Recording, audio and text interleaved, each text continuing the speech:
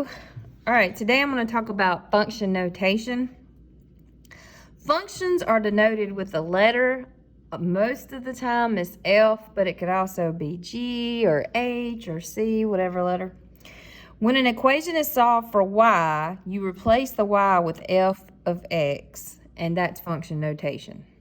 So for example, if you had y equals 2x plus 3, you would literally erase the y and write f of x, and now it would be in function notation. You know, you have to get y on the side by itself first. And we say f of x, not f times x, f of x.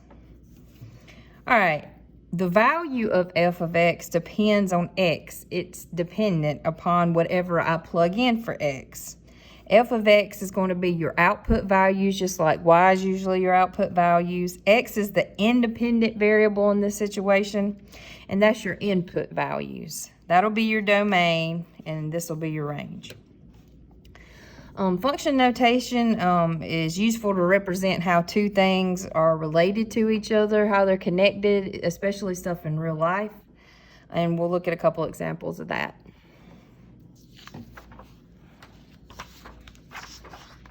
All right, let's look at the first one.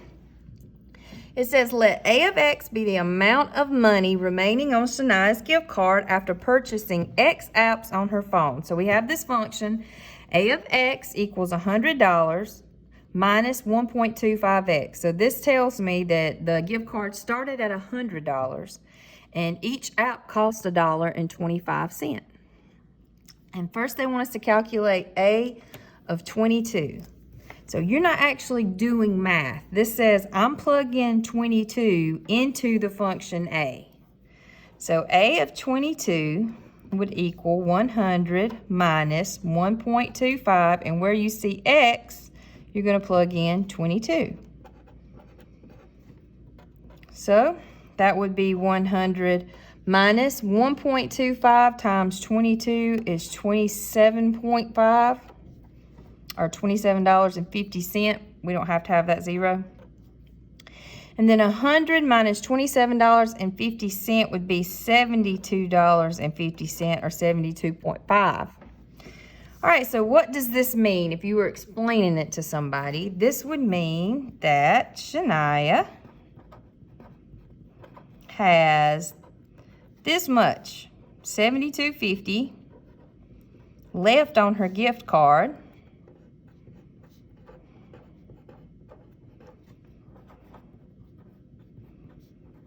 After she bought 22 apps.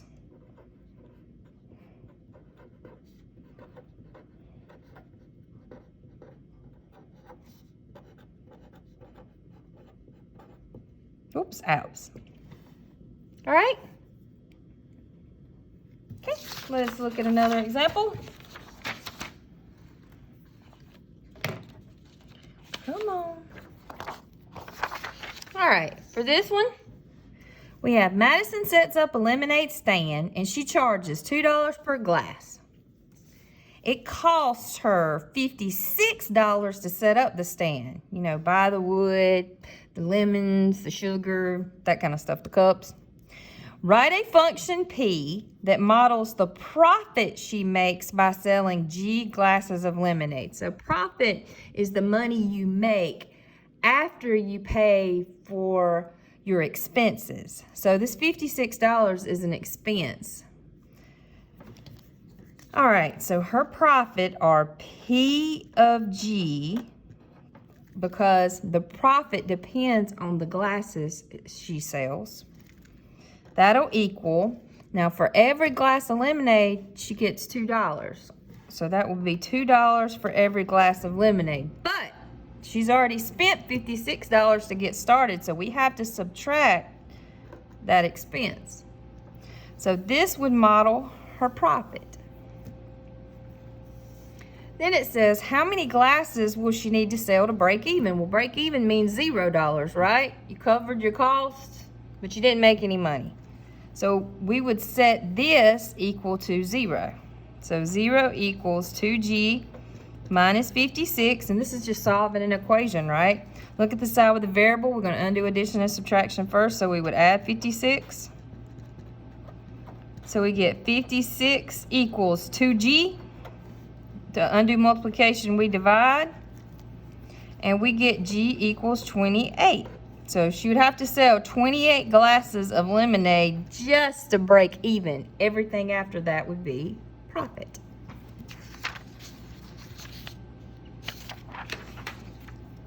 Alrighty, let's look at another one. For this one, it says we're given h of x as negative 48x minus 125, and they want us to find h of negative 63. So everywhere I see x, I'm going to plug in a negative 63. So h of negative 63 equals negative 48 times negative 63 minus 125. All right, now I'll simplify this. You do your multiplying first.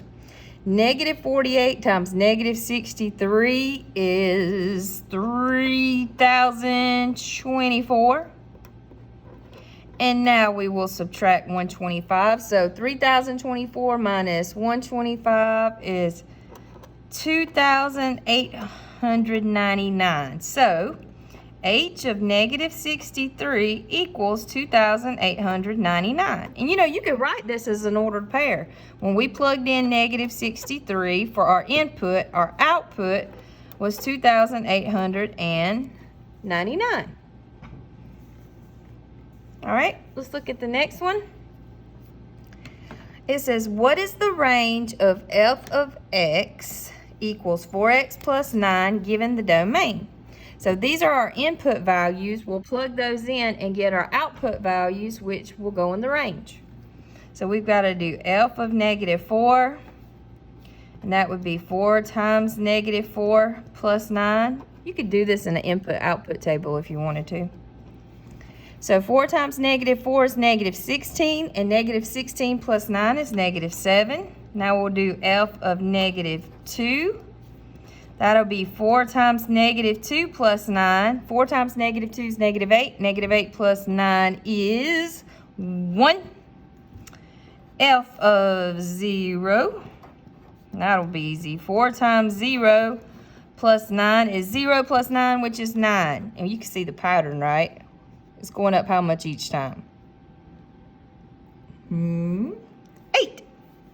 And then F of 2 would be 4 times 2 plus 9, which is 8 plus 9, which is 17.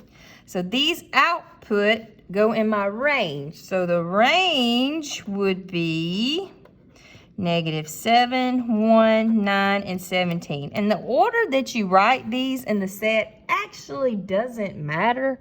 I just like to keep it in numerical order because it makes me happy. All right, let's do another problem.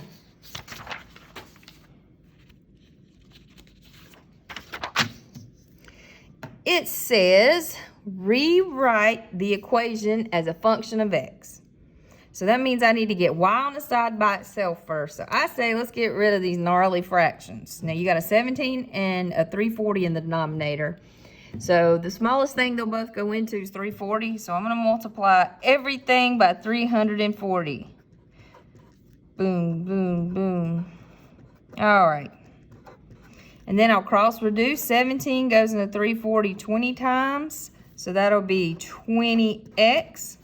And then these will just cancel, and we got 1y. So I'm going to just put plus y.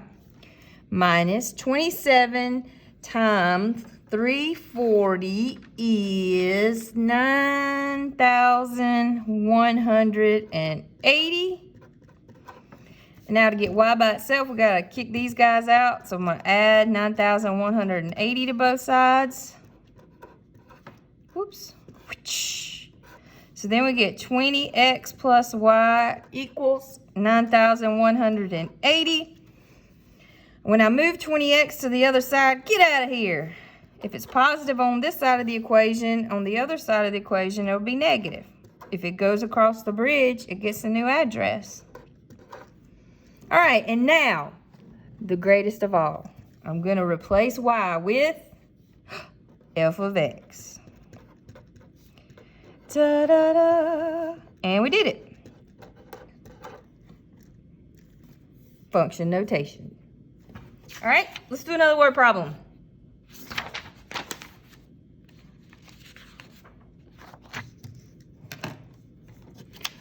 This one says, Gavin's truck has a fuel tank with a capacity of 22 gallons. The truck averages 18 miles per gallon. The function m of g equals 18g represents the number of miles that Gavin's truck travels on g gallons of gas.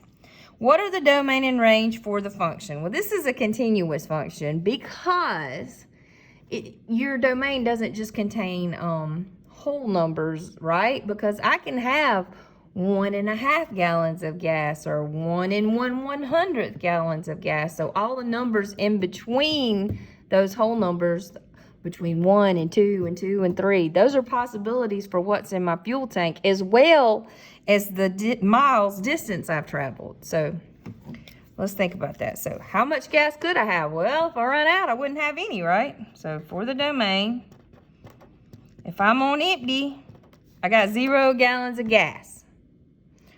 But that can go all the way up to 22 gallons. So the amount or the number of gallons that I have would be between 0 and 22. And I'm going to include the equal to part because I could have no gas and I could have up to 22 gallons of gas.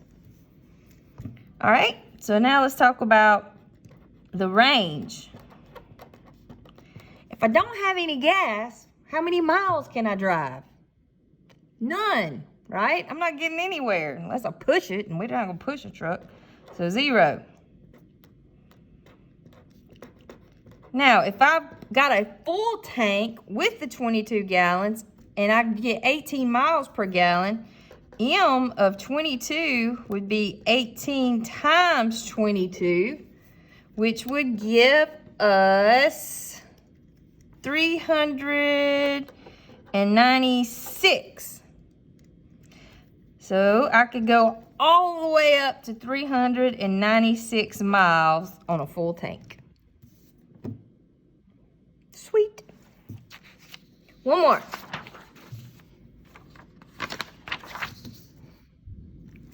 William and Elijah will work as cooks at Burger Castle. Each prepares hamburgers at a different speed as shown by the functions below. So here's the function for William and here's the function for Elijah.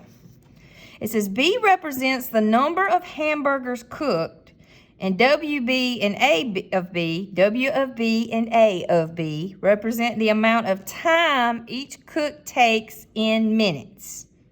So however many burgers I'm cooking, that's what I would plug in for B. And when I simplified this, that's how long it would take to cook those burgers. It says, at what value of B will their cooking times be equivalent? So they want to know, for how many burgers would William and Elijah take the same amount of time? So we would set these equal. So let's say 15B plus 8 equals 8B plus 50. All right, we're just solving an equation with the variable on both sides. So we got to move the variable. So I'm going to subtract 8B. 15 burgers minus 8 burgers is 7 burgers, right? Plus 8 equals, ka-chow, 50. Focus on the side with the variable. We're going to get rid of that plus 8 by subtracting 8. Now we got 7B equals 42. To undo multiplication, we divide. 42 divided by 7 is 8. So at 6 burgers, their cooking time would be the same. And I'm kind of curious as to what it would be. Since they're equal, it doesn't matter which function I plug it into. So if I calculate a W of 6, that would be 15 times 6 plus 8. All right, well, 15 times 6 is 90, and 90 plus 8 is 98. So it would take both cooks, oh, I'm starting with a B instead of a, come on now. It would take, I was going to write both, I guess. It would take both cooks 98 minutes to prepare 6 burgers. Seems like a long time. I'd be hungry. All right, you guys, have a wonderful rest of the day.